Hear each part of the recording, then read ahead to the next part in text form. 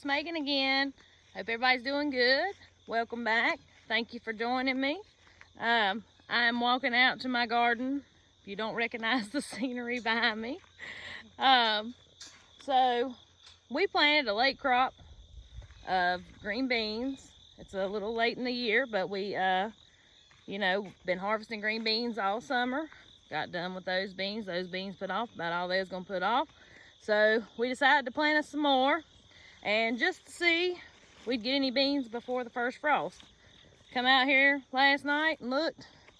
My plants are hanging full. So yeah, I'm picking green beans this morning. So I know that's something simple, but for my new folks on here that are new to canning, I know a lot of people come to the channel because they're new to canning. Green beans was the first thing I ever canned with a pressure cooker. So I want to show y'all that process today. My corn right here is about ready too, and morning glories have took over a lot of stuff. But yeah, I'll be fixing corn probably this week too, because my late corn, I mean, it's come on with it. We didn't know if we'd get any of that either, but we are. So it's about ready. But yeah, so we're gonna pick some green beans. We're gonna can some green beans, and we'll talk about different ways to preserve your green beans, because there's like so many ways you can preserve green beans and not have to have a pressure canner if you are a little nervous about that, or if you don't have one. So yeah, we're gonna talk about all that today. So come on and join me. The variety of beans that we plant are jade beans.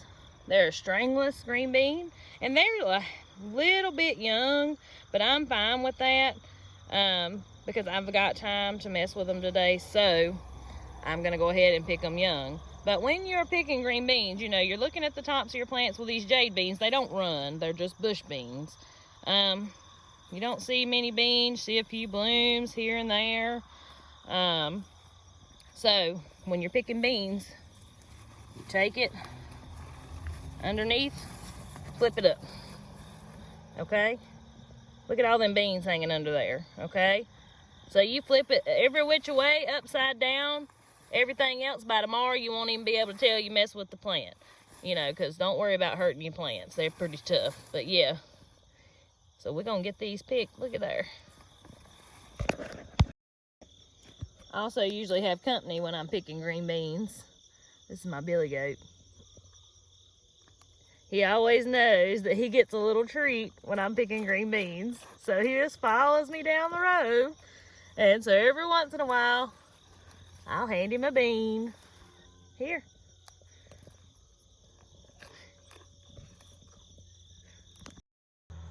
So I'm done picking. Got me a little over a 5-gallon bucket full. So now comes the fun part.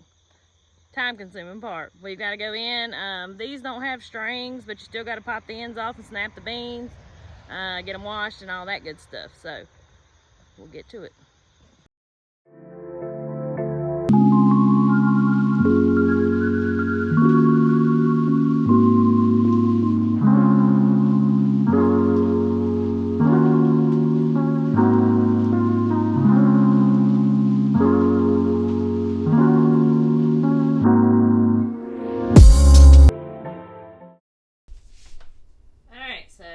My green beans in my jars. Got them, I washed them out in the sink, washed them in some cool water.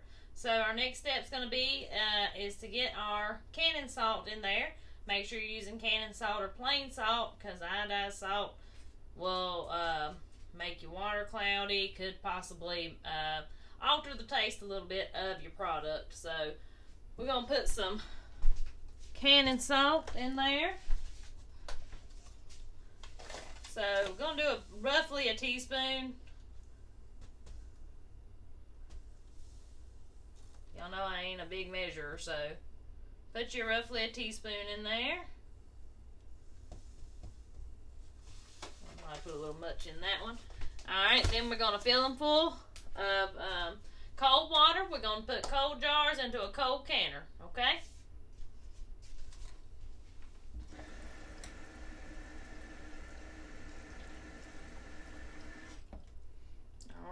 I usually fill them up to about the first ring there. That's kind of how I measure my head space. So I've got everything up to the first ring and made sure all my beans are covered in water. Into the pressure canner our beans go. Like I said, cold jars go into a cold canner. Found a lid here screwed on a little crooked. Let me fix that. Now, that looks a little better. Using my reusable Harvest Guard lids. Been very pleased with those so far. Alright, we're going to cook these under 10 pounds of pressure for 25 minutes. If you're doing pints, it's only 20 minutes. But the quarts are 25. So we'll get my lid on.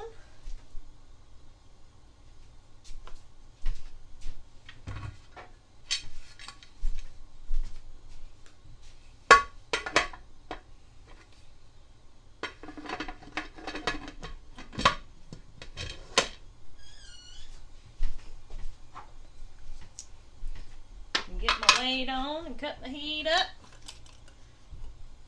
We'll wait for this to start teeter-tottering, and that's when our timer starts. Your next way of preserving green beans would be through the pickling method. So I'm sure you've heard of dilly beans. Pickles, I don't know why over the years people have started associating with them with just cucumbers. You can make pickles out of anything. So you can make pickles one of two ways. You can either do vinegar-based pickles, or you can do a ferment.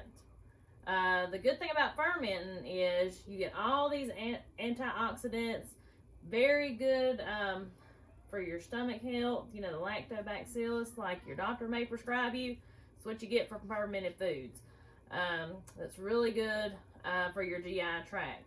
So today, what I'm going to show you is I'm going to ferment some they'll be called dilly beans. So eventually they will taste like pickles. I actually made some dill pickles using this method back in the summer, and they're actually really good. The longer they have sat, the better they've gotten.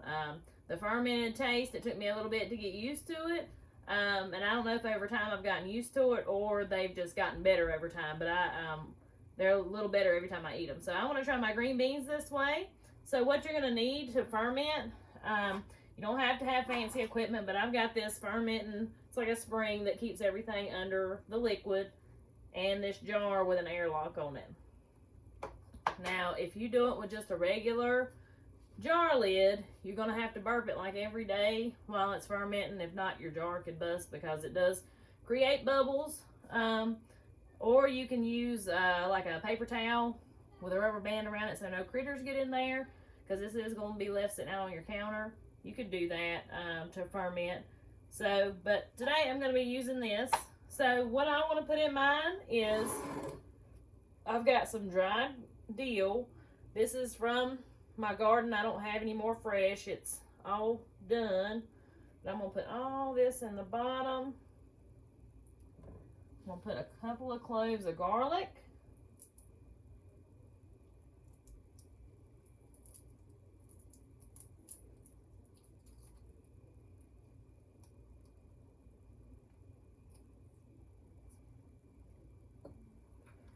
It's a very easy and healthy way to preserve your green beans. Now, of course, you wouldn't eat these like cook them in a pot with a piece of ham. You know, you wouldn't eat them that way. You'll eat them like you would eat a pickle.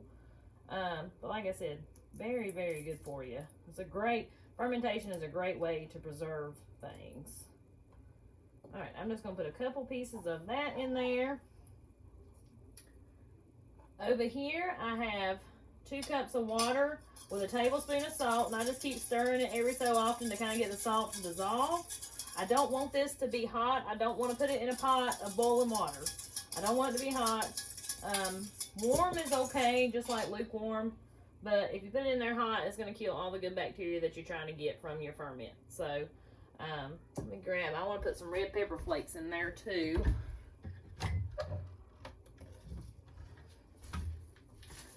Alright, these red pepper flakes are, I made these a couple weeks ago, one of my last videos. That's going to give me a little heat with my dilly beans. Alright, the beans that I'm choosing to put in here are some of these younger, tender beans, like I showed at the beginning of the video. So what I'm going to do is I'm still going to pop these little ends off, but I'm going to put them in there whole, like this, okay?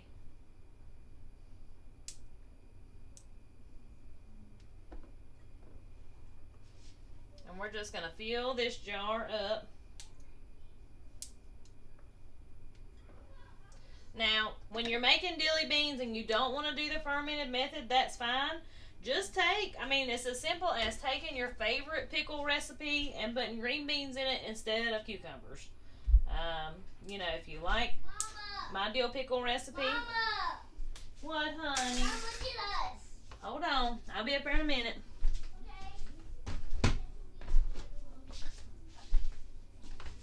But if you like my dill pickle recipe, you can find it in my cookbook. Very simple. You can do that instead of fermenting. You can use that same brine recipe and just put green beans instead of cucumbers in there. You have dilly beans. Some people like to put pieces of pepper in them. I like it like this. I've got red pepper flakes in it. I don't put that in my dill pickles, but I want to try it with these.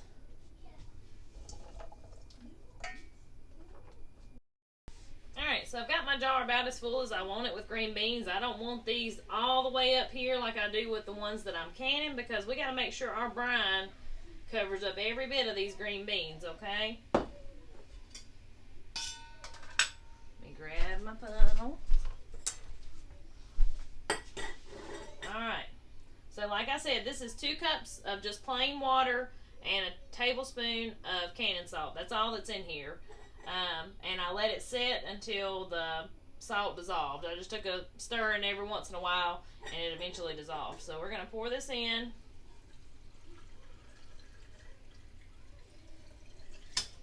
And now you see there? I only got to right here with what I had. So what I'm going to do is make me another little round of brine, because we want to make sure it's over top of those green beans. Alright.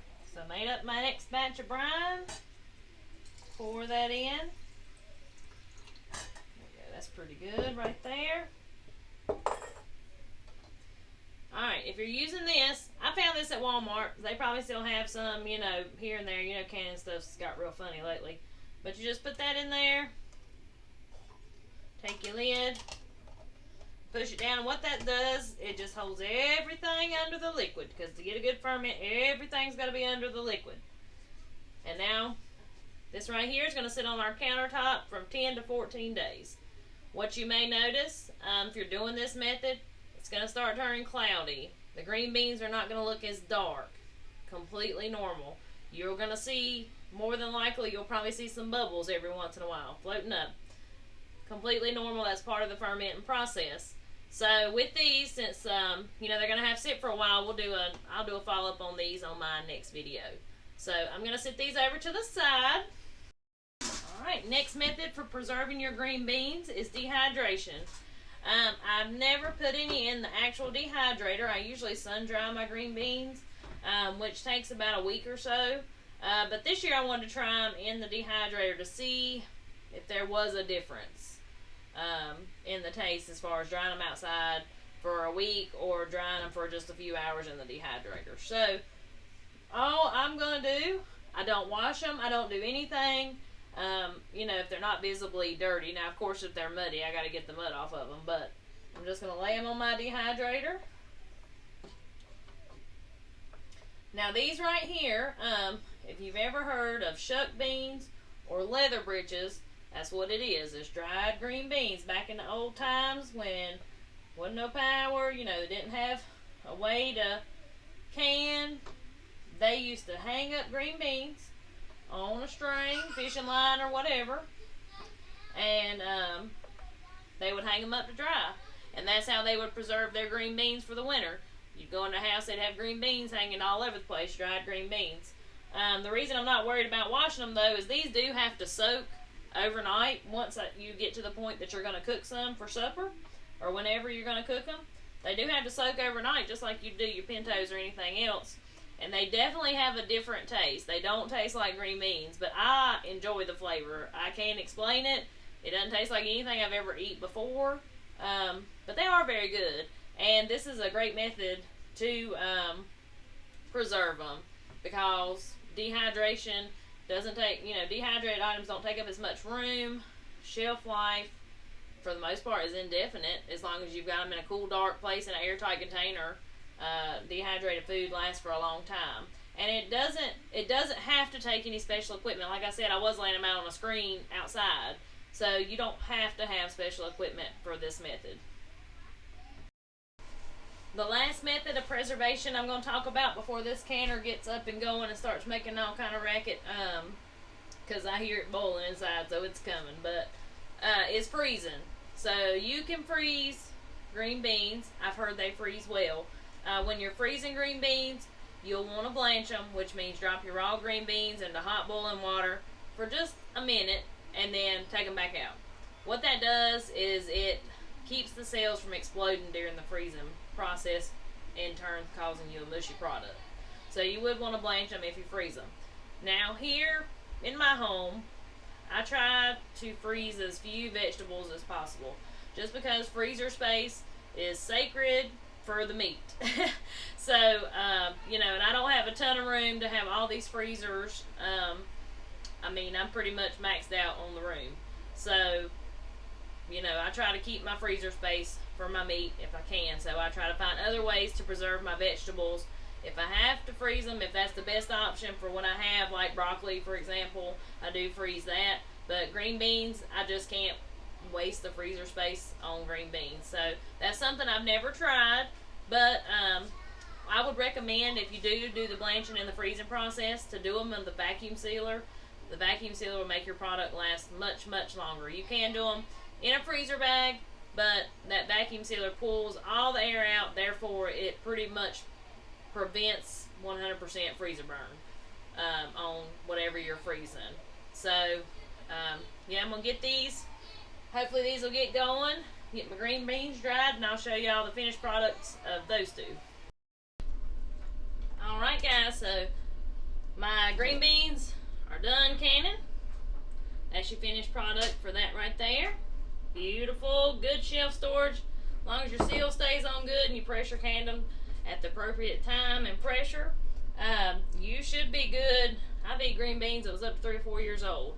Looks right, smells right, you done it right, you should be in good shape. These right here are my shuck beans.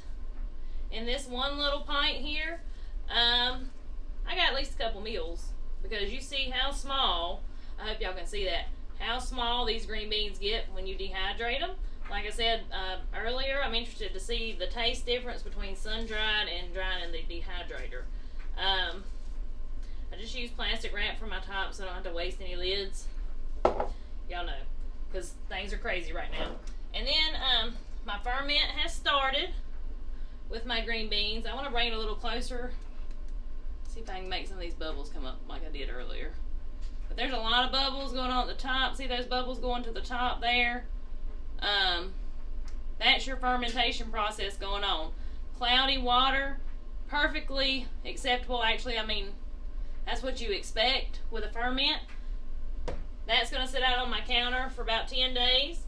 And then, I'll taste them, see if the taste is kind of as funky as I would like it.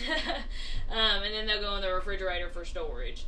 So that's the only bad thing about ferments, is they do need to be stored in the refrigerator once the ferment is complete, because if not, they're just going to continue to ferment. And then you won't get a desirable taste. So, that's the end of this video. I hope you learned a little something. Hope you enjoyed the video. Check out some of my other videos. I'll try to remember to link some in this video, and y'all have to forgive me for being a little slow on the comments. It's been so busy around here the last month or so, just forgive me for that. And always remember, God teaches us in His Word to be prepared. And I'll talk to y'all next time.